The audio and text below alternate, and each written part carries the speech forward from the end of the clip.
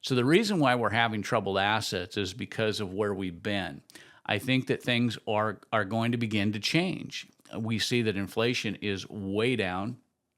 It was very interesting to watch the news cycle here about a week or two ago when June inflation numbers were announced, and they'd hit a high of 2.7%. But actually, when you dug into them and you looked at the CPI and the wholesale numbers, you see that actually things were decreasing. But we had a spike in June, probably related to the issues that had happened in Iran and the potential oil markets. Oil prices jumped up, and energy obviously is a big part of inflation.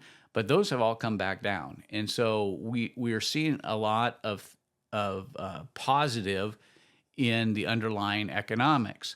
But we are seeing an increase in unemployment.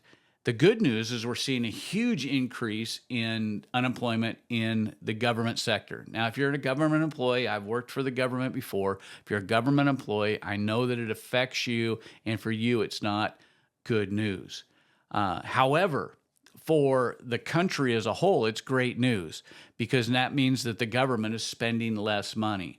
The less money the government pumps into our economy, whether it's through wages, whether it's through grants, whether it's through whatever means by supporting some failing, banking system or whatever it is, then the more money they pump in, the higher inflation because now you got more dollars chasing fewer goods. But we've seen a very good reduction in government employment.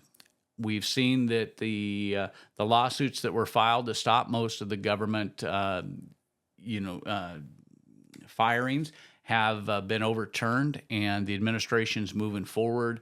I think it was the EPA just announced a 23% reduction. The Department of Education has announced that over the next 3 years they're planning on a 100% reduction.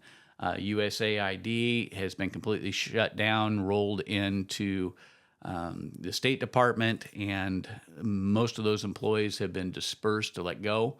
And so there's a lot of government employing dropping, which means less money being pumped into that. In addition to that, Trump's tariff plans, which the Fed has claimed would be inflationary, has not increased inflation at all. In fact, his import goods were down like 0.8% for the cost of imported goods. So it's had just the opposite effect. But what it's done is it's brought over $100 billion back into the government. And that's money that helps to either pay the interest or pay the debt itself. And that actually lowers inflation.